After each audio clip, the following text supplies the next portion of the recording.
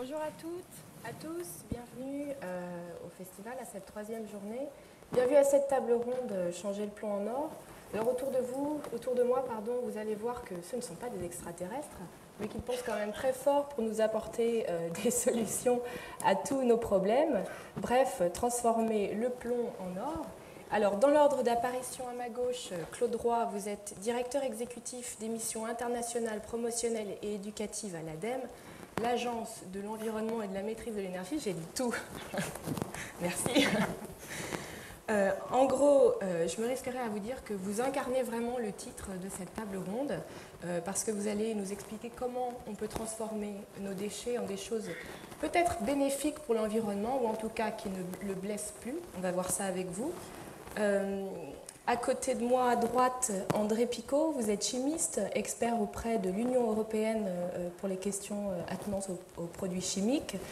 On parle souvent de mauvaise chimie, on parle de la chimie en général en des termes très négatifs, des polluants, etc., etc. Vous, aujourd'hui, vous allez essayer de nous parler de la bonne chimie, d'une chimie verte. Ça laisse quand même un peu rêveur. Oui, moi aussi. J'espère que vous allez nous faire rêver quand même. Oui. Jacques Florentin, ici à ma gauche, vous êtes pharmacologue, président de la Société française d'ethnopharmacologie. Vous êtes incollable sur les plantes. Et vous allez nous raconter la nature version grande alchimiste. Et on va voir avec vous qu'elle recèle de trésors qui sont, ma foi, bien trop méconnus. Et enfin, Martine Castello, vous êtes journaliste plutôt spécialisée dans la science. Vous avez écrit, ou vous écrivez toujours évidemment, pour de grands titres, Libération, Le Figaro, Science et Vie, Science et Avenir, enfin j'en passe, c'est des meilleurs. Ou peut-être pas, à vous de juger. Vous ne jurez en ce moment que par les bactéries. Vous venez d'écrire un livre qui est sorti hier même, Le grand roman des bactéries. En vente, vous l'aurez dans la semaine si vous y pensez encore. Parce qu'ils ne l'ont pas eu aujourd'hui. Ils ne l'ont pas eu. Ils n'ont pas. Ça fait rien. Ça... Ah. C'est chez qui? C'est chez Albin Michel. Donc Martine, vous pouvez prendre le... C'est avec Vaïs Artarian, je ne suis pas toute seule. C'est avec mon compère de Nos pensées créent le monde que j'ai écrit ce livre. Voilà. Mais vous ne l'aurez pas aujourd'hui, si ça vous intéresse. Vous pourrez le chercher plus tard. Donc dans ce livre, et Martine, c'est ce dont vous allez nous parler aujourd'hui, il est question de bactéries. Vous retracez leur histoire, la genèse, leur évolution, mais aussi, surtout, vous nous dites dans ce livre qu'elles vont être capables de détoxifier l'environnement, et ça, on verra ça un peu plus tard. Je dis qu'elles nous ont créés, qu'elles pourraient peut-être aider à nous sauver. Enfin, on ne se sauvera pas tout seul. Les bactéries ne suffiraient pas, mais elles peuvent nous aider à nous sortir d'affaires. On va voir. Alors, avant de rentrer dans le vif du sujet avec vous, Claude Roy, je vais commencer par donner des chiffres sur les déchets. C'est assez impressionnant le volume, le tonnage de déchets qui peuvent être produits chaque année. Alors j'ai extrait ces chiffres sur le site de l'ADEME qui est plein d'informations pour vous si ça vous intéresse. Alors en 2000 en France, il y a eu environ 95 millions de tonnes de déchets industriels classiques. Par là, on entend les plastiques, les papiers, le bois, etc. Et il y a eu quand même 1,5 million de véhicules hors d'usage qui sont allés dans des casses, dans des lieux de stockage en tout cas. 2 millions de tonnes de déchets électroniques et informatiques. Cela recèle de pas mal de polluants, de produits chimiques toxiques, etc. Et enfin, ça nous concerne, 25 millions de tonnes de déchets ménagers. Donc ça, c'est vous et moi qui produisons ça par an. Les autres aussi. Les autres aussi. Et enfin, il faut savoir que tous ces volumes augmentent environ de 2% par an. Alors Claude Roy, qu'est-ce qu'on en fait de ces déchets et est-ce qu'on va arriver à transformer tout ça en or? Vous pouvez ajouter d'ailleurs, parce que c'est peut-être les plus intéressants, 300 millions de tonnes de déchets d'origine organique, qui viennent essentiellement d'ailleurs de l'agriculture, de l'agroalimentaire et du secteur forestier, ou de la partie organique de nos déchets industriels ou de nos déchets ménagers. Donc, ce qui fait qu'au total, si vous voulez, chaque Français est titulaire de 10 tonnes de déchets par an, individuellement, pour l'ensemble de l'activité du pays. C'est absolument énorme. Pour sa propre production ménagère, c'est 1 kg de déchets par jour. Voilà, c'est des chiffres assez simples à retenir. Moi, je commencerai en disant déjà que le meilleur déchet, c'est celui qu'on ne produit pas déjà. Le déchet peut être quelque chose d'intelligent, on va le voir, mais si on peut éviter de le produire, c'est encore mieux. Et il faut se placer dans ce problème de déchets dans une perspective, on est bien ici au Festival Sciences Frontières pour en parler dans une perspective de développement durable, c'est-à-dire on essaye de regarder un peu loin en avant, dans le futur, vers nos futures générations, et puis un peu large aussi en regardant ce qui se passe dans le reste de la planète. On voit d'ailleurs que l'homme, je crois que vous en avez parlé hier, a une responsabilité morale assez importante vis-à-vis de ses descendants et de ses voisins. Avant de parler du déchet quand même, parce que derrière il y a des enjeux très lourds, qui sont des enjeux de développement durable qui se dessinent. Il y a l'enjeu de la démographie planétaire. Je rappelle que d'ici 40 ans, en gros, la population mondiale aura été multipliée par 1,7, 2 pour simplifier. L'enjeu du développement, d'ici 40 ans, la consommation mondiale aura été multipliée par 4. Les déchets vont avec la consommation, vous le savez. Enfin, il faut quand même dire que mon micro ne marche pas. Si. Merci. J'aimerais juste rajouter que c'est sûr que la population mondiale va augmenter et que le volume des déchets va augmenter, mais c'est surtout dans l'hémisphère nord, dans les pays industrialisés, parce que dans les pays du sud, les gens, leurs déchets sont plutôt organiques et donc peuvent être mis dans des pourrissoirs, etc. Ils sont facilement recyclables et réutilisés et ne sont pas trop dangereux pour l'environnement. Mais ce que je veux dire globalement, c'est que les déchets, c'est un sous-produit de notre activité, ça peut être aussi une ressource. C'est ça que je voulais évoquer. Et pour parler de ces ressources, je voulais parler des enjeux justement liés au développement durable en matière de ressources. Cette démographie, ce développement pose un certain nombre de questions. Les ressources en eau douce, vous en avez parlé hier, les ressources alimentaires, les ressources en énergie qui sont extrêmement menacées à l'horizon d'une quarantaine d'années, avec tout le corollaire du changement climatique qui va avec. Et dans ce domaine-là, les réponses technologiques ne seront pas suffisantes. Il faut absolument qu'il y ait des réponses en termes d'évolution de comportement et d'évolution de civilisation.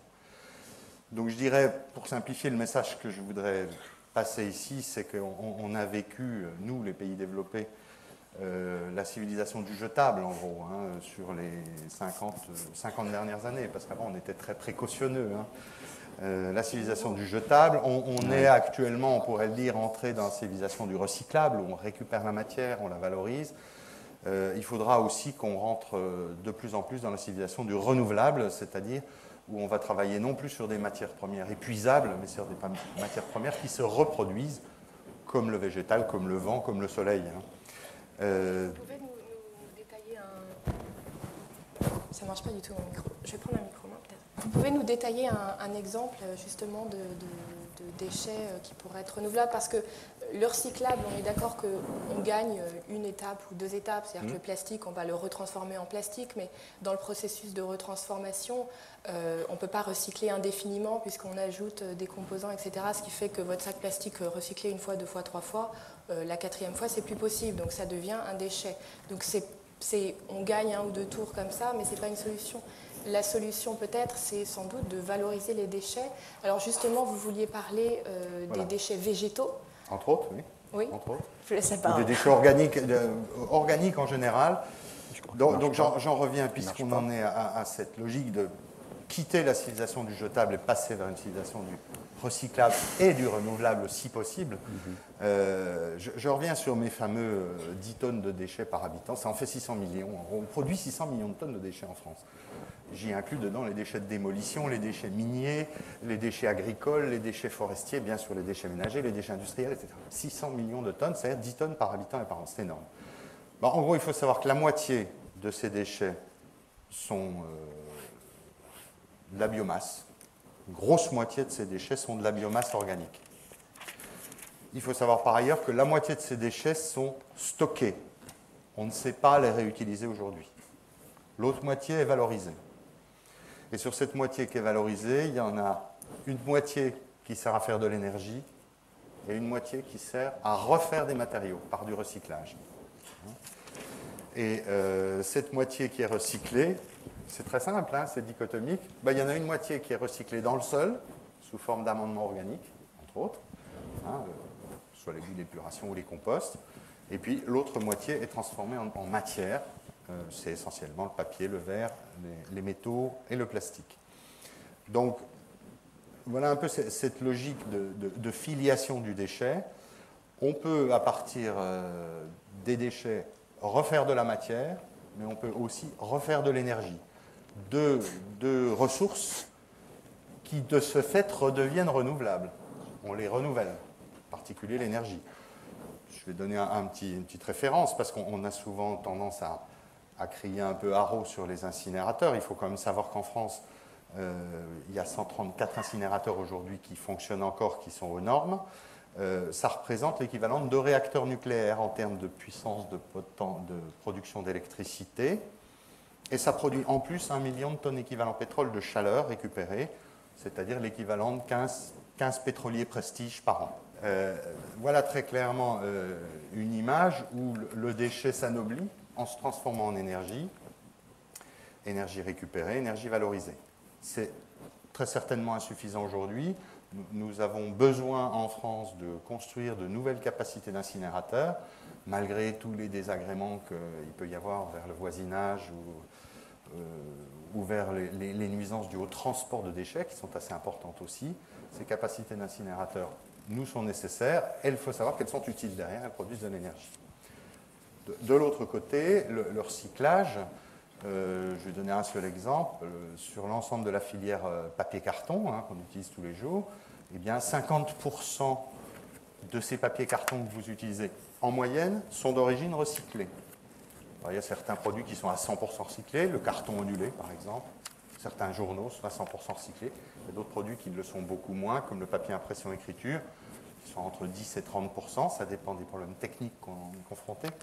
Mais il faut savoir que si on n'avait pas ces 50% de matières premières recyclées aujourd'hui en France, et dans le monde d'ailleurs, parce que le taux de recyclage est à peu près équivalent au niveau mondial, on serait incapable de subvenir à la demande en matière de papier et carton dans le monde.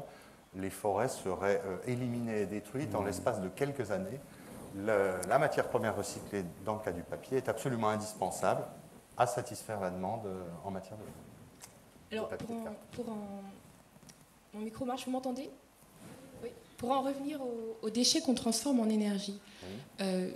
Quand est-ce qu'on va se chauffer aux déchets, si j'ose dire? C'est-à-dire qu'il faut toute une infrastructure oui. pour remplacer tout ce qui nous chauffe au gaz ou à l'électricité. Et ça, cette infrastructure, quand est-ce qu'elle va se construire et comment on peut faire pour accélérer cette construction si elle n'est pas encore commencée? C'est une décision politique? Ça se passe à quel niveau? Disons que d'ores et déjà aujourd'hui, il n'y a pratiquement plus d'incinérateurs qui ne soient pas équipés de valorisation énergétique. Déjà, premier point. Parce que dans le passé, il y avait beaucoup d'incinérateurs qui rejetaient, comme on dit, l'énergie aux petits oiseaux. Aujourd'hui, ils sont tous équipés, et la plupart sont équipés en cogénération, comme vous le dites, c'est-à-dire que la combustion des déchets produit de la vapeur. Cette vapeur est passée dans une turbine qui produit de l'électricité, et cette turbine rejette de la vapeur à plus basse pression qui est utilisée dans un réseau de chaleur. Je crois que vous avez perdu votre micro. Ils ne tiennent pas nos micros. Je m'agite. Vous aussi, ce qu'il faut être intéressant de savoir, c'est... Vous pouvez le tenir aussi. Je réponds en ce qui concerne, par exemple, Paris. Il y a la compagnie parisienne de chauffage urbain, la CPCU, qui dessert une grande partie de l'agglomération parisienne avec un réseau de chauffage urbain qui est alimenté par la chaleur produite par les 3 grands ou 4 grands, je ne sais pas combien il y en a, 3 ou 4 grands incinérateurs de la couronne parisienne. Donc là, par exemple, l'immeuble de l'ADEME à Paris est chauffé par de la chaleur issue de déchets. Alors évidemment, on a ce problème des réseaux de chaleur, ce qu'on appelle les réseaux de chaleur. On les a pour les incinérateurs, mais on les a également pour les chaufferies au gaz, on les a pour les chaufferies au bois. Il y a aujourd'hui 350 villes en France qui sont équipées avec des réseaux de chaleur alimentés avec des chaufferies au bois, ou à déchets de bois. Donc le problème des réseaux de chaleur n'est pas un problème spécifique aux déchets. C'est un problème qui est général. Ou bien vous optez pour un système de chauffage individuel, ou bien vous optez pour un système de chauffage collectif. S'il y a un système de chauffage collectif, ça veut dire tuyau. Alors quand est-ce qu'on va opter justement? C'est la question. On y est en plein dedans. Je veux dire, je n'ai pas en tête le nombre de villes en France équipées avec des réseaux de chaleur urbains. Je pense que c'est probablement 1000 ou 1500 villes déjà équipées. Et sur un plan de l'économie globale énergétique, on a tout intérêt à opter pour un système énergétique collectif avec un réseau de chaleur. Les désagréments, c'est qu'il faut passer des tuyaux, il y a des travaux, etc. Ça coûte assez cher à l'investissement. Ce que je voudrais dire aussi, je pense que Jean-Louis Ball en parlera tout à l'heure dans la table ronde suivante, on a des réseaux de chaleur géothermiques aussi, notamment dans la région parisienne, donc qui sont alimentés avec de la chaleur thermale. Donc, le réseau de chaleur, ce n'est pas une révolution, c'est un choix parfaitement raisonné et normal qui existe déjà dans de nombreuses villes, qui est un choix qui se fait en arbitrage à un moment donné en fonction du coût d'investissement que ça représente et des économies que ça génère à l'aval. Je pense qu'à l'avenir, à cause de la performance qu'on peut obtenir avec soit des gros incinérateurs, soit des grosses centrales gaz, soit des centrales géothermiques, on généralisera les réseaux de chaleur dans les villes. Je ne dis pas dans les petites villes. Hein. Je pense qu'un réseau de chaleur sur une ville de moins de 5000 habitants, ça n'a guère de sens.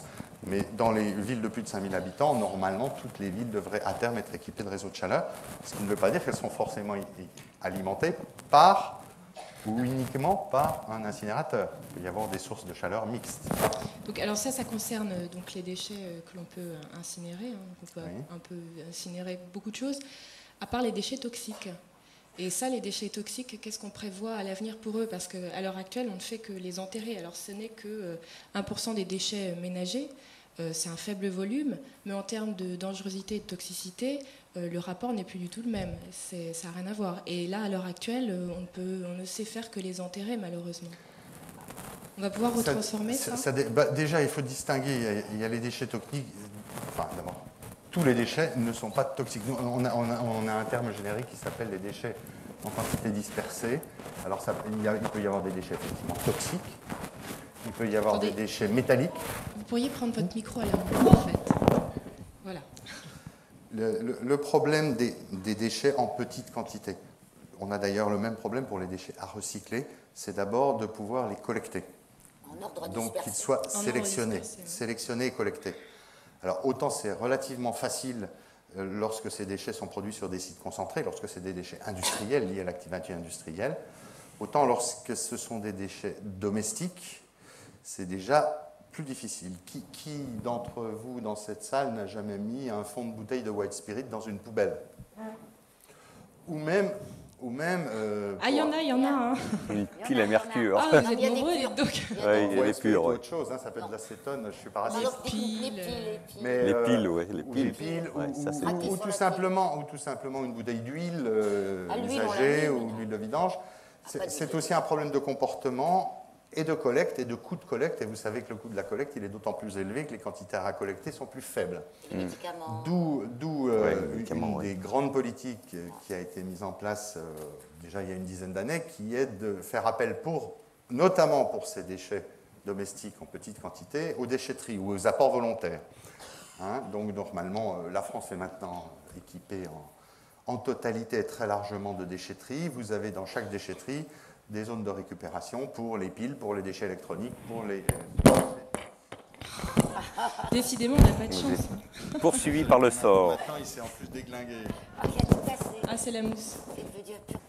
On tombe sur des problèmes de technologie de traitement. Alors, pour ce qui concerne, par exemple, les déchets électroniques, dans lesquels il y a des métaux lourds, on va passer très bientôt, au mois d'août de cette année, à la suite d'une directive européenne, dans un système de récupération obligatoire, comme on l'a aujourd'hui pour les emballages, hein, avec le système de marquage, l'obligation de reprise, ce qui va d'ailleurs au passage renchérir un peu le prix de ces produits. Ça va augmenter le prix de ces produits. L'éco-emballage va quand même augmenter, les gens se disent « oh, c'est recyclé », il paraît que les gens font moins d'efforts en amont du fait qu'on crée une filière en aval.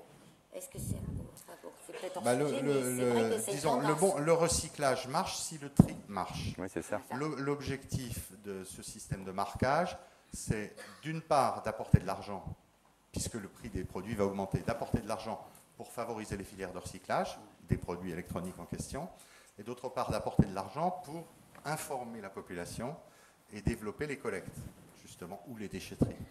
Donc on n'obtient jamais de résultats, on est toujours dans des résultats à 30 ou 40% de réussite, on n'est jamais à 100%. On pourra l'atteindre le 100% ou 100% de recyclage, de tri On l'atteindra le jour où chaque citoyen sera à 100% vertueux. Merci Claude Roy. On va passer à André Picot. André Picot, donc je rappelle que vous êtes chimiste et expert auprès de l'Union européenne pour ces questions. Vous allez nous parler de bonne chimie. On vient de parler des produits toxiques, un peu chimiques quand même. Hein. Il s'agit de la chimie. Est-ce qu'on peut faire de la bonne chimie, de la chimie verte qui ne pollue pas? Oui, on peut faire, c'est évident, de la bonne chimie. Mais donc, avant de parler de ce problème, je voudrais simplement faire remarquer que depuis que je viens d'à l'origine, pratiquement, à Sciences Frontières, donc depuis Saint-Vincent, Jean-Yves m'avait toujours demandé de parler des dangers des produits chimiques. Alors là, je me suis dit, il y a un problème. Ou il m'en veut, ou vraiment il veut que je me recycle, hein, puisqu'on parle de recyclage. Bon, j'ai penché pour la deuxième solution, et je me suis dit, la chimie verte, c'est effectivement quelque chose que quand je travaillais dans l'industrie chimique, qui était une industrie particulière, puisque c'était l'industrie pharmaceutique, c'était un grand groupe français qui malheureusement est mort d'une mort programmée et relativement violente, qui était le groupe Roussel-Uclaf. Cette chimie verte, j'ai eu un peu l'impression qu'on en faisait un peu, sans le savoir, parce que on nous demandait d'essayer de mettre le moins possible de solvants, par exemple, dans les éviers. On nous demandait de faire attention au type de produits qu'on utilisait. Mais jamais, jamais, jamais, au grand jamais, on nous a dit, écoutez, il faut être attentif à l'environnement. C'était notre... c'est pas parce que c'était Roussel, hein, mais c'était un peu notre art de vivre. Nous faisions de la chimie, qui était une chimie particulière, parce que je ne vais pas vanter, hein, je ne suis pas là du tout pour vanter les mérites de la chimie, mais on faisait des médicaments. Nous, on était plutôt spécialisés dans les problèmes qui étaient à l'époque d'actualité, de mise au point d'une pilule contraceptive, et nous étions là pour faire du social, hein, essentiellement du social. Et à l'heure actuelle, on s'aperçoit que, par exemple, le problème majeur, mais vraiment majeur, de l'industrie pharmaceutique n'est pas du tout les conditions de travail, tout ça. C'est très très longtemps que ça a été, au moins dans les grandes industries, réglé. Le problème qui se pose, c'est que on donne des médicaments, que ces médicaments traversent un organisme vivant, qui n'est fait que de produits chimiques, et que donc c'est une interaction de produits chimiques avec d'autres produits chimiques, et que comme ils ne sont pas programmés pour être utilisés par notre organisme, eh bien ces produits vont être éliminés, généralement transformés, et on va les retrouver dans nos déchets, parce que nous faisons des déchets. Et que le gros problème à l'heure actuelle, pour cette industrie pharmaceutique, c'est quid de ces médicaments ou de ces pilules que l'on va mettre dans la nature. Et c'est un problème majeur. On commence simplement à s'intéresser parce que, en fait, ça va contaminer les milieux aquatiques, mais après le sol. Et là, on va se trouver encore avec d'autres produits. Et on peut mal imaginer, par exemple, faire des médicaments pour au moins certaines pathologies qui ne s'appuient que, ce que va dire Jacques, du reste, sur le monde végétal. Ça serait merveilleux. Mais malgré tout, il y a déjà énormément de produits qui proviennent du monde végétal. Et je crois que là encore, sans le savoir, l'industrie pharmaceutique a fait de la chimie verte sans le savoir. Alors ça, on en parlera juste après, voilà. un peu plus en détail avec le sujet de Jacques Florentin que vous êtes en train de piquer. Je ne vais pas piquer, j'ai juste dit un petit truc.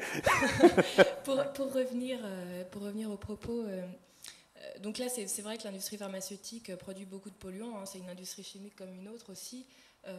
Mais pour en revenir à l'industrie chimique en général, est-ce qu'il y a moyen de contourner toute cette mauvaise chimie que l'on produit, ces déchets dont on ne sait pas que faire? Est-ce qu'il y a des pays qui ont développé des filières de chimie verte, de chimie propre? Est-ce que ça existe? Est-ce que c'est en train de se mettre en place? Et si non, pourquoi? Voilà, beaucoup de questions.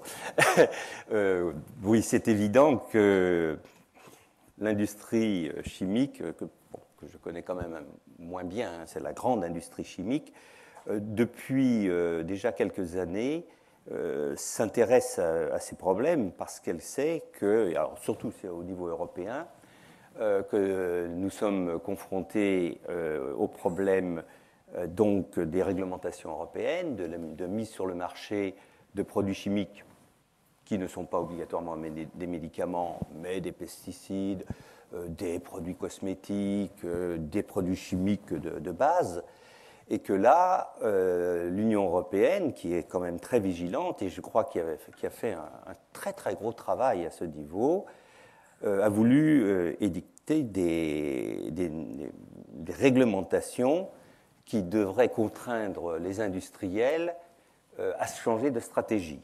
Alors certains... Donc à tester en fait les produits chimiques qu'ils mettent sur le marché ou qu'ils utilisent pour voir leur toxicité. Et en fait c'est ça, les industries chimiques, en fait on ne sait pas, c'est ça le problème, c'est qu'on ne sait pas aujourd'hui, on suppose que les produits chimiques sont toxiques, enfin une partie, mais en fait on ne sait pas vraiment ce qui est vraiment toxique, ce qui ne l'est pas trop, ce qui n'est pas dangereux. On est un peu dans le flou là-dedans, donc je crois que l'Union européenne demande aux industries pharmaceutiques, aux industries chimiques, de tester leurs produits, mais ça ne va pas obliger les industries pharmaceutiques à faire des produits de chimie propre, en fait.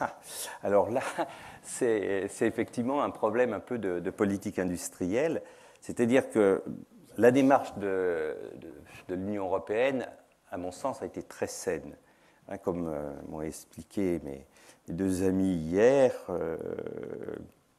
quand ils ont parlé de tous les dangers des produits chimiques, il est évident que la préoccupation de l'Union européenne est d'essayer de répertorier les produits les plus dangereux. Une fois qu'ils ont été répertoriés, demander à l'industrie productrice de ces produits de les évaluer.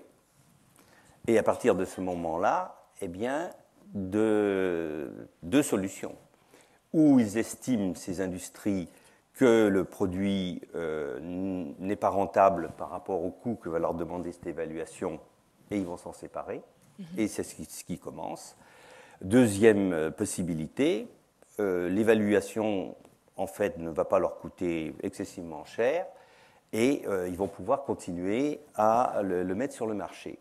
Et ça, malheureusement, c'était une très bonne intention. Il y a juste un petit problème qui se pose, c'est qui va évaluer ça? Alors, pour évaluer ça, il faut des experts. Et malheureusement, notre pays, depuis, je vais dire, des décennies, parce que c'est depuis des décennies, par rapport aux produits chimiques, a toujours pensé qu'il y avait un problème de bénéfice-risque et que, en fait, ils ont privilégié entièrement le problème des bénéfices et que tout ce qui était contraignant pour eux, en fait, était quelque chose qu'il fallait minimiser. Et de cette façon, l'industrie, surtout la grosse industrie chimique, ne s'est pas du tout préoccupée des dangers dans le milieu du travail des produits chimiques et de l'impact sur l'environnement. Et pour ce faire, bien entendu, ils se sont débrouillés pour ne pas avoir d'experts. Bien. Alors on pouvait penser que l'État pouvait, à l'époque, prendre le relais. Mais malheureusement, là encore, il y a eu une politique telle que tout ce qui était au niveau de l'évaluation des produits chimiques a été totalement squeezé par les grands organismes. Il faut voir que jusqu'à une date récente, le mot toxicologie n'existait pas dans les mots-clés du CNRS. Que le peu d'unités qu'il y avait à l'INSERM qui s'occupe de santé, le peu d'unités qui s'occupaient de toxicologie ont été dissoutes. Parce que la seule problématique pour ces grands organismes, c'est faire du fondamental, du moléculaire. Ça, c'est de la systématique, c'est sans intérêt, comme l'entomologie, comme la botanique. Ils s'en foutent complètement. L'État s'en moque. Les industriels ne le font pas. Qu'est-ce qui reste? Il reste l'étranger. Et on va faire les tests à Taïwan ou ailleurs, ou on peut aller en Suisse aussi, parce que c'est plus près. Et la France, à l'heure actuelle, n'a plus du tout de potentiel pour faire ces évaluations. Je vais juste vous dire, je ne vais pas vous embêter sur des chiffres, mais je vais simplement vous donner un seul chiffre. C'est qu'au départ, l'Union européenne, pleine de bonne volonté, avec un commissaire qui en voulait, avait préconisé qu'il fallait évaluer 30 000 produits qui sont en fait, fabriqués au-dessus de la tonne. Bon, ça partait d'une bonne idée. On va évaluer ce type de produit. Les présidents des 3 grands plus États d'Europe, donc la Grande-Bretagne, l'Allemagne, la France, sont allés pleurer à Bruxelles, poussés par donc l'industrie chimique, et de 30 000, ils ont obtenu 10 000. Déjà, on n'évaluait plus que 10 000. Mais c'était encore beaucoup trop, parce qu'ils n'ont pas les experts pour faire ça. Et ce que j'ai entendu dire, je ne sais pas si c'est vrai, c'est dommage que notre ami Paul Lannoy n'est pas là, il nous aurait sûrement dit ça. Mais j'ai entendu dire que là, il pensait que s'il commençait par 3 000, ça serait bien. Donc ils n'ont toujours pas commencé. Il y a 100 000 produits, en fait, à évaluer. Il y a 100 000 produits. On en a pris 30 000, et là, on en est à 3 000. Vous en penserez ce que vous voulez, mais moi, je dis, c'est un magnifique œuf qui n'est qu'une coquille vide. Et ça ne sert à rien. Tout le monde parle de riche. C'est bien, riche, c'est bien. Ça ne sert plus à rien. Évaluer 3 000 produits par rapport à 100 000, eh bien, c'est sûrement pas ce qu'il fallait faire. Et donc, et pourquoi on a descendu ces chiffres? D'abord, 1, ça coûte. Et 2, il y a des pays comme la France qui sont incapables, absolument incapables, d'avoir les experts pour faire ces... Un programme à l'échelle européenne. Ah, ça, c'est encore autre chose. Ça, et on y a pensé parce qu'on va faire une agence effectivement européenne, mais ils seront là que pour contrôler les résultats des industriels, parce que c'est aux industriels de faire les évaluations.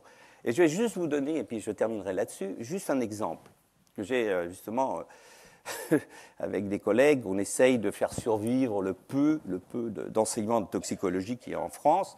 Et alors, ça intéresse tellement peu de monde qu'on a été obligé, dans le cadre du Conservatoire des arts et métiers, de le mettre sous l'égide de notre association, donc de libres penseurs de la toxicologie.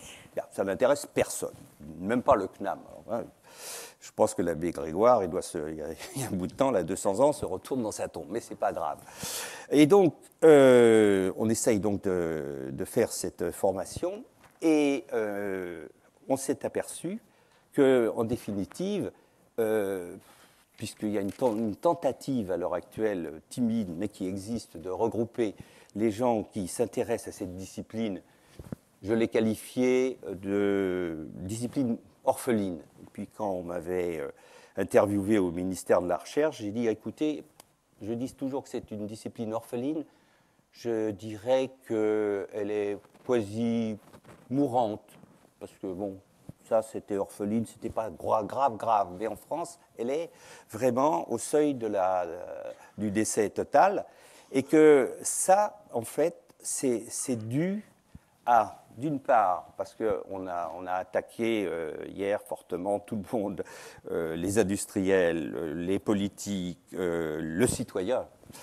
Eh bien, malheureusement, je pense qu'au moins les 2 premiers ont une lourde responsabilité. L'industrie, parce que française, je parle de l'industrie française, parce qu'elle n'a pas pris à bras le corps ce problème et que maintenant, elle ne sait plus quoi faire. Et qu'elle dit, et c'est ça là l'exemple que je voulais vous donner, c'est que une grande industrie chimique produisait, il n'y a pas encore très longtemps, très grande industrie chimique, non pharmaceutique, produisait des produits qu'il y a partout, qui s'appellent les produits ignifugents, c'est-à-dire ceux qui empêchent de brûler les textiles, le cuir, tout ce que vous voulez. Bon. Il se trouve que ces produits sont des dérivés de quelque chose qu'on n'avait encore jamais entendu parler, qu'on appelle les produits bromés. C'est-à-dire, c'est le petit cousin du chlore. Il est un peu plus gros, mais c'est la même chose que le chlore. Donc, il y a des dioxines bromés, des PCB bromés, tout ce que vous voulez. Et donc, de ces produits bromés, on en met partout, parce que, effectivement, si on faisait des vêtements sans mettre ces produits anti-feu, on va dire, pour simplifier, retardateurs de flamme, disent les grands spécialistes, eh bien, dès qu'une cigarette tombait sur une jupe ou sur un pantalon, paf, on crame comme Jeanne d'Arc. Le problème, c'est que ça, c'est réglementé. Oui, alors ça, c'est réglementé. C'est le coût de la législation, les produits, les tissus unifugés, par exemple, dans n'importe quelle salle de spectacle, tous les tissus doivent être unifugés. Absolument. Donc, ce sont des produits bromés. Ces produits, c'est peut-être un pur hasard, n'ont pas été quasi analysés du point de vue risque. Risque toxico, on n'en sait pratiquement rien. On pense que c'est la même chose que les produits chlorés, mais simplement par relation un peu structure-activité, mais on en sait très peu de choses.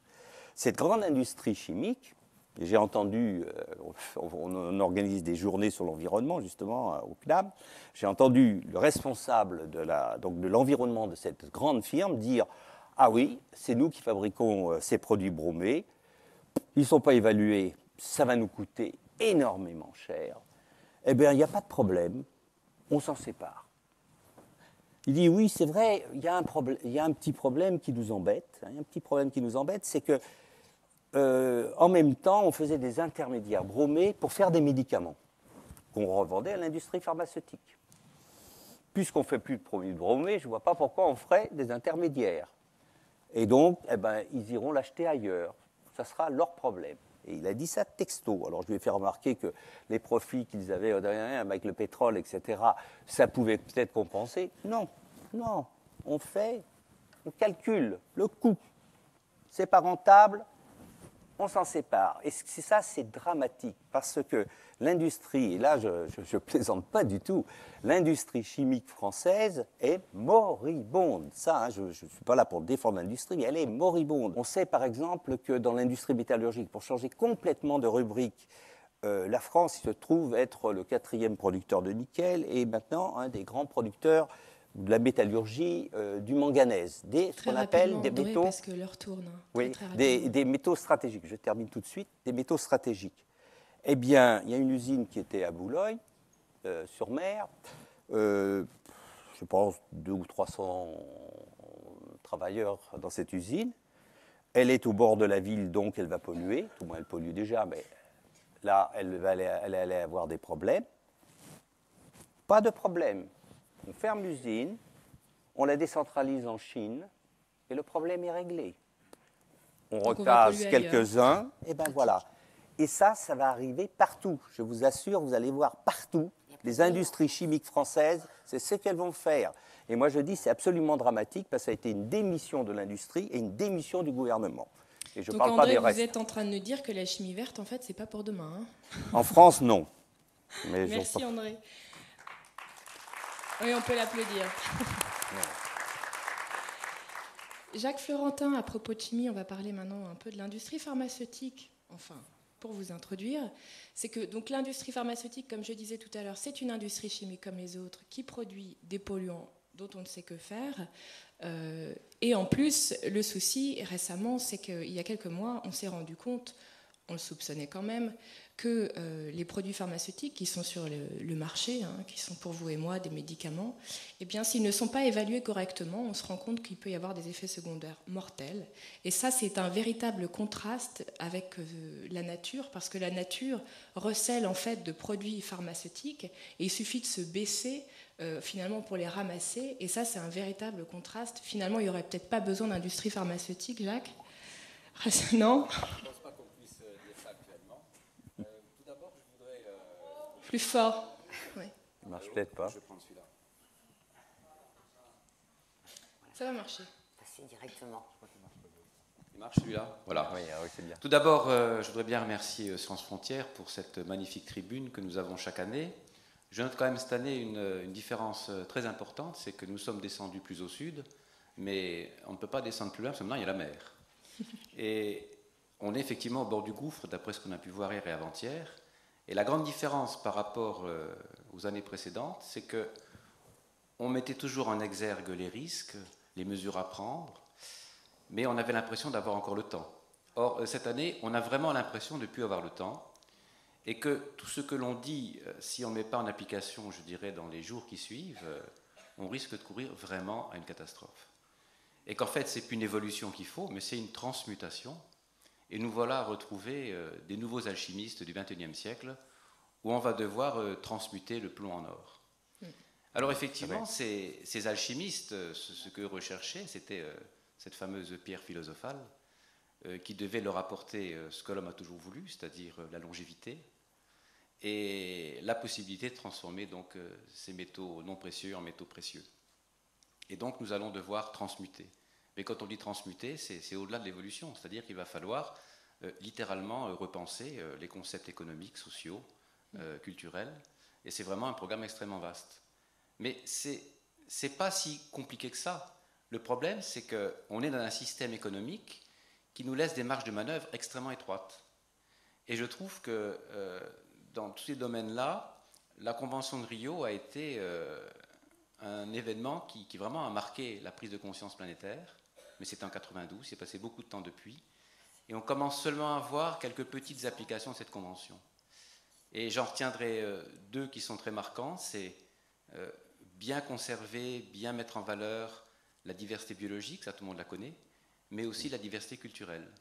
Et cette diversité culturelle, c'est aussi tous les savoirs traditionnels, à la fois sur les plantes, sur la gestion de la forêt, sur la médecine, sur l'hygiène, sur les pratiques.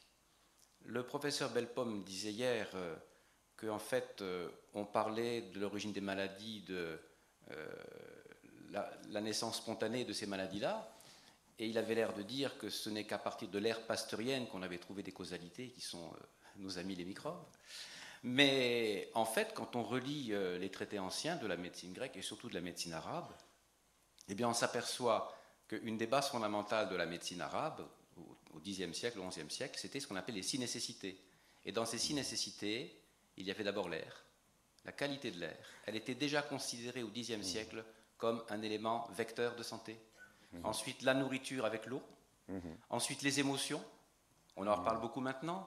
On en a parlé hier avec Boris, de l'importance de vivre des émotions. Ça fait partie des 6 nécessités de la médecine du Xe siècle. Ensuite, les excrétions et les rétentions. Donc, tous nos médicaments, dépuratifs, diurétiques, etc. Et puis, l'activité, qui doit être bien équilibrée, et le sommeil. Et dans cette vieille médecine du Xe siècle, eh bien, le sommeil, c'était un sommeil qui permettait d'assimiler les aliments, de favoriser la croissance, etc. Donc on avait conscience déjà de choses qui aujourd'hui on a l'impression de redécouvrir, mais qui étaient déjà mentionnées dans ces savoirs traditionnels. Alors pour répondre à la question de faut-il encore une industrie pharmaceutique, je dirais oui bien sûr, parce que les progrès qui ont été accomplis depuis un siècle sont quand même considérables en matière de longévité, même si ce n'est pas la vie éternelle. Mais il y a encore beaucoup à faire. Il y a encore beaucoup à faire et je me demande si on ne devrait pas s'intéresser un peu plus justement à ces molécules naturelles dans tous les domaines, parce que si elles sont naturelles, ça veut dire qu'elles existent dans l'écosystème, qu'elles ont déjà existé, et qu'elles sont peut-être dégradées, éliminées, recyclées de manière naturelle, beaucoup plus facilement qu'une molécule artificielle qui n'a jamais existé et dont il n'existe pas de phénomène de détoxification, de dégradation avec des bactéries ou des composés enzymatiques ou autres. Et cette idée-là serait à creuser.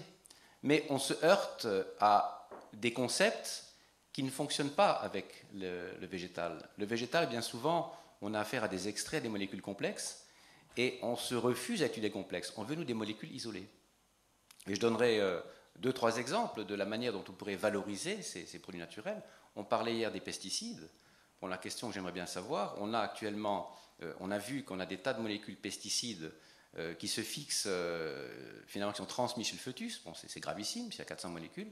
J'aimerais savoir, par exemple, si les pyréthrines extraits de chrysanthèmes insecticides, eux, se fixent de la même manière ou s'ils sont éliminés. On n'a pas la réponse. Ça serait intéressant de regarder. On aurait peut-être, avec des insecticides naturels, comme l'azadirachta, comme les plantaroténones, etc., peut-être des insecticides qui poseraient moins de problèmes. Mais je ne sais pas si ça a été étudié. C'est une chose à faire. Oui, dans le domaine des plantes médicinales, c'est pareil. On aurait beaucoup de médicaments extrêmement intéressants, mais quel intérêt on donne à ces alternatives? Je prends un exemple tout simple, celui des hormones. On s'est rendu compte actuellement que le risque d'une thérapeutique hormonale substitutive est quand même important. On considère aujourd'hui qu'entre 0 et 5 ans, il n'y a pas trop de soucis. Entre 5 et 10 ans, il y a un risque important. Au-delà de 10 ans, il faut arrêter. Bon. Eh bien, on a découvert ça quasiment depuis 1 an. Mais on le savait depuis combien de temps? On devait s'en douter. Est-ce qu'on a préparé une alternative? Non. Je rappelle que les traitements hormonaux substitutifs sont à destination des femmes ménopausées. Voilà, donc les Américains le savent. Voilà, mais oui. Oui, alors pourquoi on n'a pas essayé de trouver autre chose avant? Alors on a des choses. Je savais, j'ai jamais pris ça. Alors on s'est aperçu par exemple que les femmes chinoises ou les femmes japonaises n'ont pas de problème post-ménopausique, n'ont pas de syndrome de la ménopause, les bouffées de chaleur, l'irritabilité, etc., que beaucoup connaissent. Oui. Et eh bien, on s'est aperçu que c'était lié à l'alimentation, donc ils mangent du soja. Bon. Et le soja renferme des phytohormones, qui compense en fait la baisse des hormones naturelles après la ménopause. Bon. Personne aujourd'hui est capable de vous dire si les dérivés du soja qu'on nous propose en pharmacie se fixent de quelle manière sur les sites récepteurs hormonaux. Est-ce qu'ils présentent des risques s'il y a des antécédents de cancer ou autre? On ne sait pas. On sait que c'est une bonne alternative, mais ça n'a pas été assez étudié. Et donc ce n'est pas recommandé. Oui. C'est pas recommandé par le ministère de la Santé. Ben non, c'est pas un médicament. Puisque ça n'a pas été étudié, ils ne prennent pas le risque de le recommander. C'est complément alimentaire. C'est un complément alimentaire, donc on n'a pas besoin de faire d'études. Non, mais c'est un problème de dose en fait. Hein. C'est-à-dire que les phytohormones ont une activité œstrogénique, par exemple, beaucoup plus faible que l'estradiol. Mais si on consomme trop, par exemple, de soja sous différentes formes, malgré tout, on va dépasser la dose et les résultats, puisque ça va interagir avec les mêmes récepteurs que le récepteur naturel, donc de l'estradiol, ils aboutiront, malheureusement, je pense, au même résultat, malheureusement. Mais pour ça, il faut l'étudier. Ouais, la biblio ne le dit pas franchement. Oui, non, mais malheureusement. Attention, ce n'est pas une discussion d'experts, s'il vous plaît. Non. Jacques Florentin, il y a aussi un volet développement durable dans la pharmacopée traditionnelle. Expliquez-nous un peu. Oui, alors la deuxième idée, c'est donc, déjà chez nous, de pouvoir travailler beaucoup plus les plantes médicinales pour en faire des médicaments, mais des médicaments à base d'extraits, pas seulement de molécules. Comme il n'y a pas de volonté de la part du ministère de la Santé de faire une large ouverture à ces médicaments à base de plantes, la recherche n'est pas encouragée, l'industriel non plus. Donc on n'avance pas dans ce domaine-là. On a des médicaments à base de plantes de qualité en pharmacie, mais qui ne sont pas remboursés et qui ne seront plus parce qu'il n'y a pas d'ouverture pour les industriels. Donc de ce côté-là, ça ne progressera pas beaucoup pour l'instant, malheureusement, à moins que les mentalités changent. Mais pour les pays du Sud, le problème est un petit peu différent. Chacun sait aujourd'hui que partout dans le monde, les gens n'ont pas accès aux médicaments, ils se soignent par la médecine traditionnelle. Bon, 80% de la planète ont recours aux guérisseurs ou aux plantes médicinales. Bon, il ne faut pas croire que les gens préfèrent les guérisseurs ou les plantes. Il faut quand même reconnaître que s'ils pouvaient parfois accéder à des médicaments modernes, ils en seraient peut-être mieux soulagés et plus heureux. Mais ils n'ont pas les moyens financiers, les médicaments ne sont pas là. Donc, depuis 20 ans ou 25 ans, l'Organisation mondiale de la santé recommande à tous les pays du monde d'étudier leur médecine traditionnelle, de les intégrer et puis d'en faire des phytomédicaments. Donc, c'est des choses qui sont tout à fait réalisables partout. Et je dirais quasiment sans travaux. On n'a pas besoin de mettre en route des expériences considérables de chimie, de pharmacotoxico, parce qu'il sort 1000 publications par an sur les plantes, depuis des dizaines d'années, et qu'en faisant une bonne bibliographie et du terrain, c'est-à-dire bien recenser les plantes qui poussent dans une région, les étudier par la bibliographie, et en proposer ensuite des médicaments à base de plantes, c'est réalisable partout. Donc il faut débloquer des fonds pour ça. Il faut débloquer des fonds, il faut que les ONG qui travaillent dans ce domaine-là soient aidées, et il n'y a pas un pays au monde où on ne peut pas, en un an de travail, proposer une trentaine de plantes médicinales pour soigner les maux courants. Je pense à la diarrhée, je pense à des infections fongiques, à des antibiotiques naturels avec les huiles essentielles, etc. On a des capacités énormes. Et je dirais même plus, on a des capacités énormes dans des maladies aussi graves que les maladies parasitaires, comme le paludisme. Dans tous les pays africains, on a actuellement des gens qui travaillent sur les médicaments traditionnels contre la malaria. Eh bien, ils sont maintenant au stade de clinique, c'est-à-dire ils l'étudient chez les patients. Eh bien, on a des résultats tout à fait intéressants avec les autochtones, c'est-à-dire des gens qui vivent sur place, qui ont déjà une immunité vis-à-vis du parasite, parce que la notion de parasite, il ne faut jamais oublier que c'est une relation entre un hôte et un parasite, et l'équilibre parfois va du bon côté ou du mauvais côté. Quand on est naïf, un Européen qui vient dans un pays africain, à zone endémique, n'a pas d'immunité, n'a pas de protection. Donc la plante ne sera peut-être pas suffisante, mais celui qui a déjà une immunité, on reverse sans aucun souci ses capacités d'action contre la malaria. D'accord, donc il faudra qu'on dise à nos politiques de débloquer des fonds pour que tout ça se mette en place, en fait. Voilà. Il faut vraiment les encourager. Merci, et puis, Jacques. encore juste une dernière remarque. Dans cette convention de Rio, on encourage les pays à développer leurs propres ressources, éventuellement avec des partenariats vis-à-vis d'autres pays.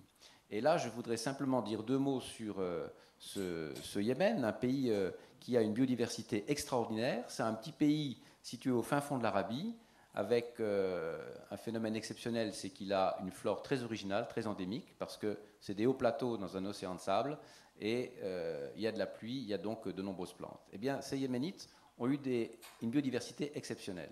Je vais citer 3 plantes, tout simplement, 4, très rapidement. La première de ces plantes, c'est l'encens. Bon, l'encens, plante mythique qui a intéressé toutes les civilisations du monde. Tous les pays ont essayé de s'approprier les sites d'encens, c'est-à-dire de maîtriser militairement les lieux de production d'encens. Les Égyptiens ont essayé à l'époque de la reine Hatshepsut, sans succès. Enfin, eux ont ramené des plants, ils ont quand même réussi à en ramener, mais ils n'ont pas maîtrisé les sites de production.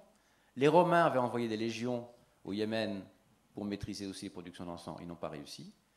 Et les Grecs, enfin avant eux, les Grecs, avec Alexandre III, justement, dont on parle en ce moment, avaient envoyé une expédition en bateau jusqu'à l'île pour aller vers Socotra et remonter vers le Yémen. Ils n'ont jamais réussi non plus à maîtriser ces sites de production. Alors c'est une plante mythique qui a intéressé toutes les civilisations, mais on sait aujourd'hui qu'elle est utilisée en Inde pour traiter la rectocolite hémorragique, donc une maladie de Crohn. Ce médicament n'est pas homologué en Europe parce qu'il n'a pas été assez étudié, mais les publications scientifiques montrent les principes actifs ont été isolés et vis-à-vis du produit de référence, on a des taux de rémission qui sont tout à fait remarquables. Donc même avec des plantes aussi banales que celle-ci, on arrive à avoir des médicaments pour des maladies qui sont quand même des maladies très graves, avec des résultats considérables. Merci Jacques. Oui. On va s'arrêter là, vraiment, on est très en retard déjà. Merci beaucoup. On va vous laisser un peu de temps pour des questions après, mais il faut que Martine vous dise 2 mots, vous allez voir, c'est passionnant. Ça va, non mais ça va, parce que je parle très vite. Attendez, je veux dire... Ça ne me dérange pas, je parle très vite. Alors je vous assure on reviendra sur les exemples après. Voilà, merci. Martine Castello... Pas de ma faute. Hein.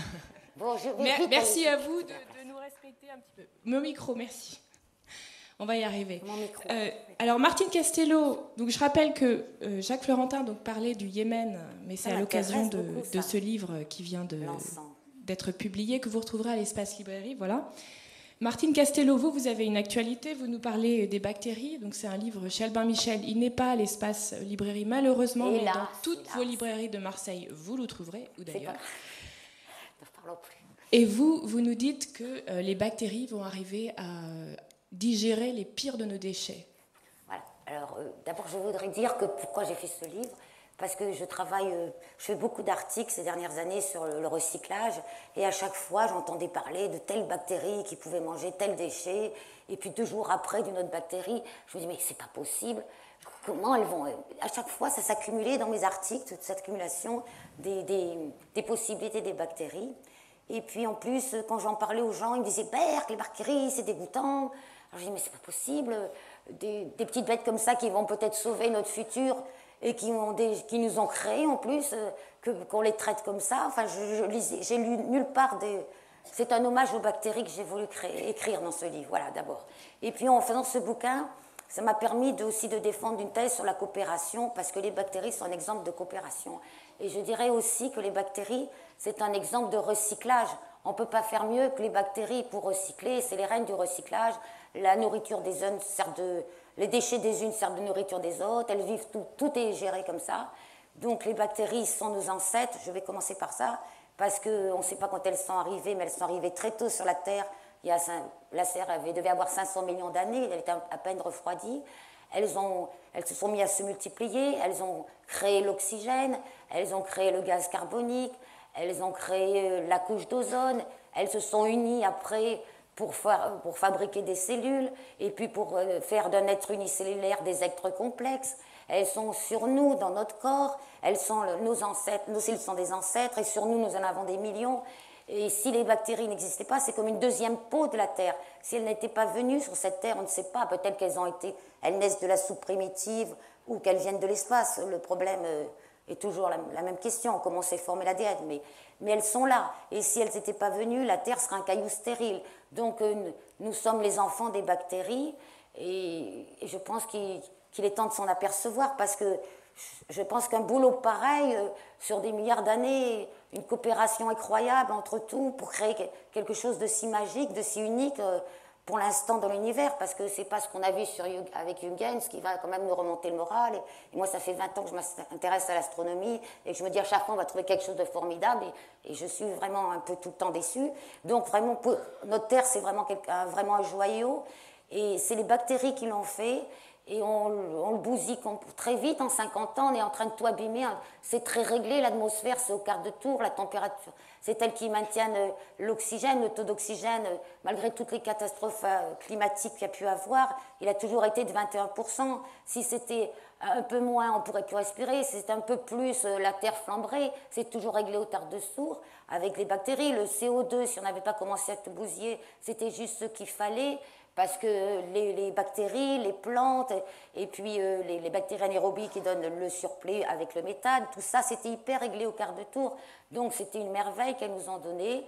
Et aujourd'hui, comme je dirais qu'elles sont de bonnes bougresses, elles nous poussent, je sais pas, notre intelligence. Elles nous disent, mais on peut aussi vous aider. Quelque part, je fais de l'anthropomorphisme, mais c'est pour m'amuser, hein, ne me prenez pas pour une folle. Donc, tout comme ça. Mais c'est pour rendre la chose plus amusante. Eh bien, je pense que les bactéries, évidemment, elles ont la possibilité de dégrader 90% de nos déchets. Et donc, alors, quels déchets? Alors, tout les pires. Bon, alors, les pires. Alors, je vais vous faire la liste parce que... Oui, bon, alors ça, voilà. Bon, déjà, si elles ne dégradaient pas les excréments et les végétaux, on ne pourrait pas planter, hein, parce que c'est la couche d'humus de notre terre qui fait qu'on peut avoir des plantes. C'est une banalité, mais on l'oublie, on l'a appris à l'école. Donc, s'il y a des plantes, il y a des animaux, et s'il y a des animaux, ça finit par avoir des hommes qui en parlent, c'est déjà qui nomment tout ça. Donc, déjà, c'est ça, mais bien sûr qu'elles dégradent beaucoup d'autres choses. Et je vais vous donner une petite série, mais comme je ne me souviens jamais de leur nom latin, à part d'une qui est vraiment formidable, qui s'appelle Diedococcus radiodurans, ça veut dire étrange petite graine qui résiste aux radiations. Parce que celle-là, on l'a trouvée dans les centrales nucléaires, et elle supporte 1,5 million de rades. Et nous, si on a 50 ou 1000 rades, on est complètement grillés. Et cette bactérie, elle est incroyable. Alors, justement, on s'est dit, elle va peut-être nous servir à quelque chose. On l'a regardée, elle est très maligne. Je ne vais pas vous donner les détails, mais elle a 4 copies de son ADN. Elle est vraiment très souple. Quand les autres, quand elles sont abîmées, elles veulent tout faire en même temps, tandis qu'elle arrête tout, elle se répare, elle recalcule. Parce qu'elle se remet à l'identique. Hein. Parce que quand elle a assez rade, elle est un peu abîmée quand on en a... Donc, il faut... Mais en 24 heures, elle a tout refait le boulot. Elle s'est refait pareil, impeccable. Donc... Donc cette bactérie, elle est formidable, mais on s'est dit, elle pourrait peut-être nous servir pour nos déchets nucléaires quand même. Hein. Et alors donc, ça marche moyen, mais Escherichia coli, c'est faire certaines choses. Donc on a fait une petite manipulation, mais je ne sais rien contre les manipulations des bactéries, je vous expliquerai pourquoi après. On a pris des capacités d'Escherichia coli qu'on a mis, c'est dans des Diedococcus, et on l'a mis au milieu d'un réacteur, et maintenant elle digère très bien le toluène, qui est un composé chimique, et donc elle le dégrade en une autre, je ne sais plus le nom technique, mais beaucoup moins dangereux. Donc ce n'est pas le nucléaire en lui-même, ne croyez pas qu'elle soit capable de nous enlever le nucléaire, parce que le nucléaire c'est la radioactivité, hein.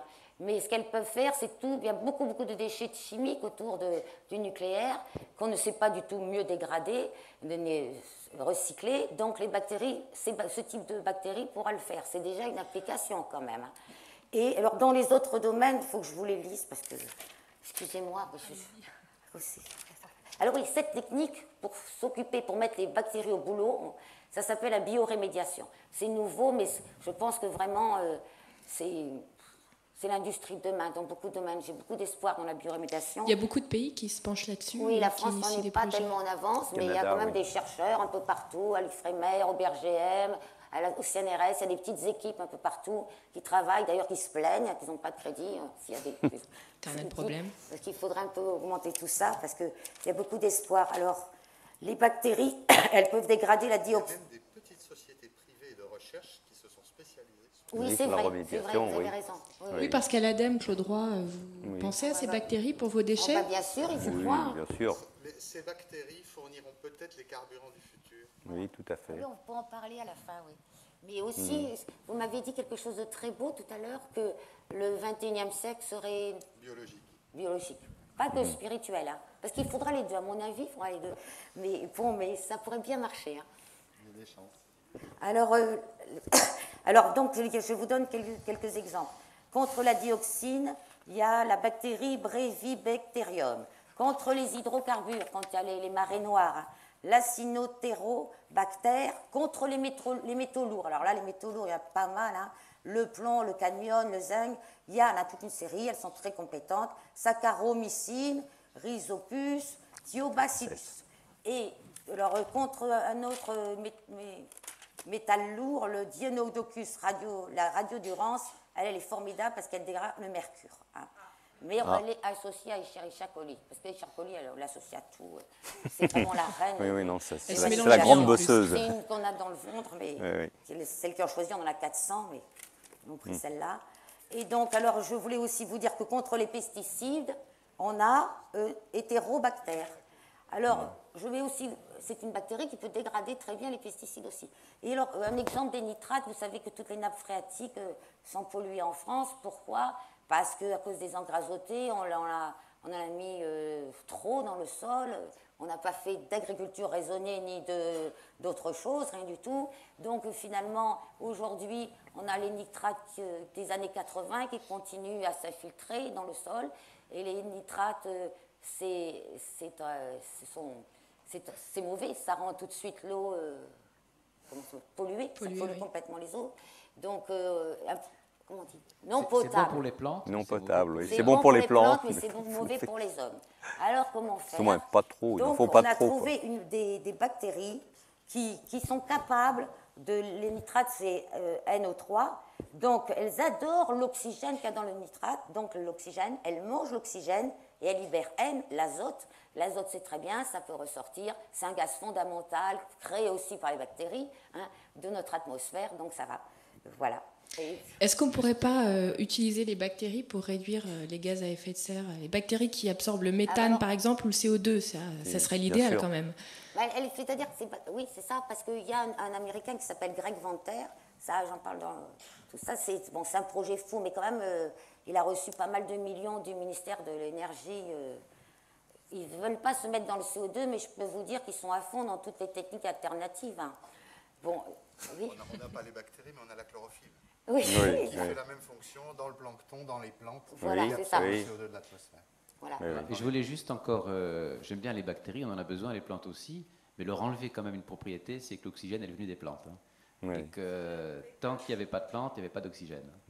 Et... Ah mais si, parce que au début... Mais non, c'était des algues, c'est des cyanophyllées. Les photosynthétiques, oui. Moi je les mets dans les plantes. Oui, c'est des cyanos, oui. Ah non, parce que voilà. Moi je les mets dans les plantes, les cyanobactéries. Voilà, ils oublient, ils passent tout de suite les plantes, les animaux. Mais avant d'être plantes, elles avaient des cyanobactéries et elles avaient inventé... Voilà. L'oxygène, oui. Et puis, on les oublie. Non, mais c'est pas grave. Les plantes sont des anciennes bactéries. Exactement. Et puis les plantes font maintenant aussi de la phytorémédiation. Bien sûr. Eh oui, beaucoup. Il y a beaucoup de bactéries qui participent au cycle. Oui, bien sûr. Par contre, j'aurais juste une petite nuance à propos des métaux lourds, parce que c'est un sale problème. On a effectivement des tas de micro-organismes qui fixent les métaux lourds, mais ils ne les dégradent pas. Non, ils ne les dégradent pas, donc mais ils les fixent. Et le problème, c'est qu'on arrive à les fixer, mais après on est obligé de traiter la bactérie et de l'éliminer d'une autre manière. Mais je sais bien, mais on est au début. On n'a pas été jusqu'au bout de tout ça. En plus, on ne connaît pas toutes les bactéries. Aujourd'hui, on en trouve presque toutes les semaines des nouvelles. Si on commence à les chercher, et ils les recherchent partout, parce que notamment les archéobactéries, c'est des bactéries extrémophiles. Elles vivent dans des conditions infernales. Je vous en ai parlé d'une. Il y en a qui sont dans les grandes fosses océaniques, dans les volcans, avec des pressions incroyables. Donc ces bactéries-là s'intéressent beaucoup à l'industrie pour la fabrication d'enzymes, etc. Et donc on est au début d'une ère nouvelle. Hein. Donc, il y a un point, je pense, qui est très important là, sur ces problèmes de bactéries, c'est que jusqu'à présent, comme vous l'avez dit, du reste, on sait fixer, par exemple, ces métaux traces toxiques par des bactéries, que ce soit le mercure, le cadmium, etc. L'arsenic aussi, qui est un... Mais ça se transforme en arsenal. Oui. Et là, c'est pas dangereux, c'est déjà pas mal. Il faut nuancer. Mais non, le gros problème, c'est que c'est le rendement. C'est-à-dire qu'on sait bien fixer, ces bactéries savent bien fixer. Après, comme vous le dites, c'est pas du tout évident qu'ils les biotransforment, puisque c'est de la biotransformation, et que tous les enjeux sont là. Et pour que ça marche mieux, on est effectivement obligé de modifier le patrimoine génétique de ces bactéries. Et effectivement, on tombe après dans un autre domaine. Et voilà. Et moi, je crois aussi beaucoup aux plantes, hein, parce que bon, je vais très souvent en Nouvelle-Calédonie. Dans le sud de la Nouvelle-Calédonie, vous savez que c'est un rocher avec un mélange de fer, de chrome, de nickel, de cobalt. Et poussent là-bas, dans le sud, des plantes qui fixent jusqu'à 17% en poids frais de nickel. 17%. Oui. C'est-à-dire que quand vous coupez ces roseaux, et la sève, elle est verte intense. Ouais. Et elles vivent. Ouais. Et puis après, qu'est-ce qu'on fait avec les roseaux? Et puis nous, on crève avec des quantités comme ça. On chauffe et puis après, on le récupère. Voilà. Vous avez une plante miracle, le saule, qui fixe fait le césium radioactif. Oui, ça c'est très bien. Oui. Ouais, dans la lignine. C'est une manière de décontaminer des sols. Oui, tout à fait. Tchernobyl, par exemple, décontaminés. Après, le problème, c'est qu'il faut traiter le bois. Et le peuplier aussi. Mais le problème, c'est que ça ne marche pas. Aucun de vos micros. Saule et peuplier, oui, enfin. Oui, saule, peuplier. Effectivement. Mais si vous le permettez, parce qu'il y a un enjeu important, on a parlé des carburants tout à l'heure, je crois qu'effectivement, tout le monde sait maintenant que d'ici 40 ans, en gros, on n'aura plus de pétrole et qu'on ne sait pas comment on arrivera à alimenter les véhicules, peut-être d'autres. Il y a des solutions, peut-être avec l'hydrogène et autres, mais il y a une solution possible pour faire du biocarburant. On parle aujourd'hui des biocarburants à partir de graines, de colza et de betterave. Mais on sera probablement capable d'ici 20 ans, 15-20 ans, de fabriquer des carburants à partir de déchets organiques de toute nature. Déchets de bois, déchets de paille. Et là, on en a des quantités absolument monstrueuses. Je vous ai dit tout à l'heure qu'on avait à peu près 300 millions de tonnes de déchets organiques en France chaque année. Et on pourra le faire probablement par deux voies. Une voie thermochimique classique, c'est pression-chaleur, on monte en pression, et puis on fait du gaz de synthèse qu'on liquéfie, et ça donne un espèce de diesel. Mais une des voies qui est très intéressante sur lesquelles on travaille, c'est la voie justement bactérienne et enzymatique. En gros, on essaye de refaire du carburant comme la vache fait dans son rumen, un peu de méthane en avalant de la cellulose. Elle fait du méthane, elle le fait avec un très faible rendement. On va essayer de le faire à un rendement plus élevé. Et il n'est pas exclu que d'ici une vingtaine d'années, une trentaine d'années, vous ayez dans vos moteurs des carburants avec un nom barbare, et qui sera un espèce de diesel, ça ressemblera au diesel, et qui sera fabriqué soit par voie thermochimique, soit par voie bactérienne. Merci. Vous avez des questions dans la salle? On va passer aux questions. Merci de vous diriger et venir chercher les micros. Attendez les micros. Oui, on peut applaudir nos intervenants.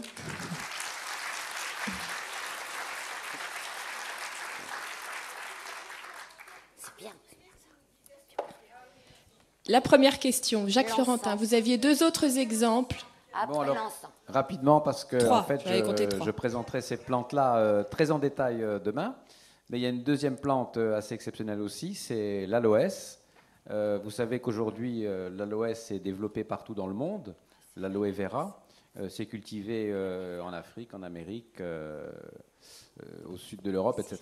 C'est un enjeu considérable en dermocosmétique. Ça a des propriétés anti-inflammatoires, ça a des propriétés adoucissantes, ça a des propriétés cicatrisantes, ça intervient sur les fibres de collagène, etc. C'est un enjeu considérable, c'est un marché considérable. Eh bien, en faisant quelques recherches sur l'origine de cette aloe vera, qui est partout disséminée dans le monde, je me suis aperçu que c'est un aloe originaire génétiquement du Yémen. C'est aloe barbadensis qui est identique à aloe vera. Et malheureusement, ces Yéménites n'ont absolument pas profité d'aucune royalty sur cette aloès génétiquement originaire du Yémen. Et puis la troisième plante qui est aussi originaire du Yémen, pas vraiment du point de vue génétique, c'est le café. En fait, il vient d'Éthiopie, mais toutes les sélections variétales pour avoir des cafés de qualité ont été produites au Yémen. Et pratiquement l'essentiel des caféiers qui ont été répartis à partir du XVIIe siècle dans les Antilles, dans l'Amérique du Sud, la Réunion, etc., sont 3 plantes caféiers qui sont parties du Yémen. Et là aussi, il a disséminé ses gènes un peu partout dans le monde. Donc ce petit pays de rien du tout, qui n'a que 1750 plantes différentes dans son pays, a finalement donné 3 plantes majeures qui ont été des enjeux considérables et un commerce extraordinaire. Du paradis, peut-être. Merci Jacques. Je rappelle que demain, Jacques Florentin donne un atelier. Précipitez-vous à l'accueil si vous voulez savoir s'il reste des places et en savoir un peu plus long, 2 heures plus long sur le sujet demain matin de 10h à midi. Une autre question? Oui, ici. Oui, s'il vous plaît. La question est pour M. Claude Roy. Sur le kilo... Il n'est pas allumé. Il n'est pas allumé, le voilà. Donc sur le kilo de déchets produits quotidiennement, est-ce que vous pouvez nous indiquer quelle est la proportion qui est incinérée et la proportion qui est collectée pour recyclage? Alors, et puis il y a la proportion qui est mise en décharge. Oui, oui. D'ailleurs, à propos de décharge, vous avez parlé d'une directive européenne pour août 2005. Des directives européennes... C'est pour les déchets électriques et électroniques. Oui, mais enfin, des directives européennes, il y en a eu des dizaines et des dizaines au niveau des déchets depuis oui, là, c'est la transcription. 1990. C'est la transcription. C'est l'application en France d'une directive européenne qui existe déjà. D'accord, mais donc, je termine sur la décharge. Il était question en 1992, je pense, d'éliminer les décharges en France. Ça n'est pas encore le cas, à ma connaissance. Est-ce que vous pouvez aussi m'expliquer cette... Les décharges sauvages. Non, mais les décharges sauvages, bon, disons que les décharges municipales, l'objectif, c'est déjà de mettre aux normes les décharges qui existent et qu'on contrôle. Alors, décharges sauvages, ça peut aller du simple tas de déchets qui va dans un coin au bord de la rivière à une véritable décharge sauvage. Les vraies décharges sauvages, il n'y en a plus. Les grosses décharges sauvages, il n'y en a plus. Par contre, il existe encore des décharges qu'on appelle maintenant centres d'enfouissement technique, ailleurs, qui ne sont pas encore complètement normalisées au point de vue enfouissement, protection. Il y en a une à côté de Marseille, notamment, où on a des gros problèmes. Hein. Alors maintenant, pour répondre à votre question, c'est en gros sur votre kilo de déchets, il y en a la moitié qui est stockée, l'autre moitié qui est traitée. Et sur cette moitié qui est traitée, il y en a une moitié qui est incinérée, une moitié qui est recyclée. Voilà, en gros. Un quart recyclé, un quart incinéré, 50% stocké. Et ce que je veux dire ici, c'est que, quels que soient, je dirais, les efforts qu'on peut poursuivre en termes de recyclage, le recyclage à 100% ne peut pas exister. Hein. Et donc, il faudra toujours, de toute façon, des capacités de stockage et des capacités d'incinération. Et il faudra parallèlement aussi, et on en parlera très bientôt avec l'ADEME, faire un très gros travail sur la réduction des déchets à la source, la réduction de la production de déchets à la source. Pour l'instant, sauf sur le secteur des emballages qui est en régression, on est sur, effectivement, vous l'avez dit, une tendance d'augmentation de l'ordre de 1 à 2% par an. Il faut absolument qu'on inverse cette tendance parce qu'elle n'est pas durable. De la même manière qu'il faut qu'on inverse la tendance de consommation d'énergie qui est également de 1 à 2% par an. Ce sont des tendances qui ne sont pas du tout durables. On fonce dans le mur avec ce genre. Oui, c'est sûr. Vous pensez que la France en sera capable bientôt? Parce qu'on a quand même un sérieux retard par rapport à la plupart des pays européens sur tout ce qui concerne les directives européennes. Bon, je ne sais pas si on a un retard sur toutes les directives européennes. On a un problème en France, c'est qu'on n'est pas assez nombreux. C'est paradoxal par rapport à ce que je disais. Nous sommes un grand pays avec peu d'habitants. Hein, on a 100 habitants au kilomètre carré. La Hollande a 500 habitants au kilomètre carré. L'Allemagne a 400 ou 350 habitants au kilomètre carré. Donc évidemment, quand vous êtes dans un système de population beaucoup plus dispersé, tous les coûts structurels liés à des problèmes de collecte, de stockage, de traitement sont plus élevés. Je ne parle même pas des coûts d'entretien d'infrastructures qui vont avec. Donc c'est aussi une des raisons de notre retard. Il y en a d'autres qui sont peut-être des raisons politiques, des raisons aussi qui ont trait à peut-être un manque de réactivité des élus vis-à-vis de ce problème de déchets. Je crois qu'aujourd'hui, il y a quand même une chose qui a bien marché en France. Vraiment, on peut le dire, c'est le développement du recyclage, de la collecte, du tri et du recyclage. Les citoyens français ont joué le jeu à fond. En gros, la France est complètement équipée à peu près à 90% en système de collecte séparatif. Ça ne veut pas dire que ça veut pas dire que tous les citoyens font le geste, hein, mais en tout cas, ils ont la possibilité de le faire. Je crois que le message est bien passé. Il y a deux choses, à mon avis, qui ne sont pas bien passées. On va essayer d'y remédier avec les partenaires, à la fois collectivités industrielles. C'est qu'est-ce que devient mon déchet une fois que je l'ai trié et qu'il est recyclé? Là, manifestement, il y a un défaut d'information. Il n'y a pas de mystère, il n'y a pas de miracle, il n'y a pas de loup caché. Simplement, il y a un manque d'information. Je me souviens quand on avait lancé les collectes sélectives porte-à-porte de papier dans la région parisienne, c'était dans les années 90 en gros. On avait passé un message très très fort auprès des gens en leur disant: le journal que vous lisez aujourd'hui, c'est le journal que vous avez mis dans l'igloo. C'était des igloos ou dans le sac de collecte hier. Voilà, ça c'était aussi pour personnaliser clairement le fait qu'il y avait un effet recyclage et qu'il y avait une usine à un endroit qu'ils pouvaient aller visiter qui recyclait effectivement ce qu'ils mettaient dans leur igloo. Ça c'est très important. Et puis le deuxième message qui n'est pas bien passé, c'est le message sur le consommer mieux de façon à produire moins de déchets. En gros, faites maigrir votre poubelle. Donc là, voilà 2 axes stratégiques sur lesquels on va travailler. Merci, ce sera le mot de la fin. On n'a plus le temps de prendre des questions. Non, Jacques, on a dépassé de 20 minutes. S'il vous plaît. Je vous donne rendez-vous à la fin de la conférence. Il est 16h22. Là, j'ai une horloge comme ça devant mes yeux. Après, on va moins parler d'énergie propre. C'est aussi une thématique qui est importante. Alors, on va se retrouver d'ici quelques minutes, le temps de changer d'intervenant pour parler des énergies du futur. Merci, on applaudit nos intervenants. Merci.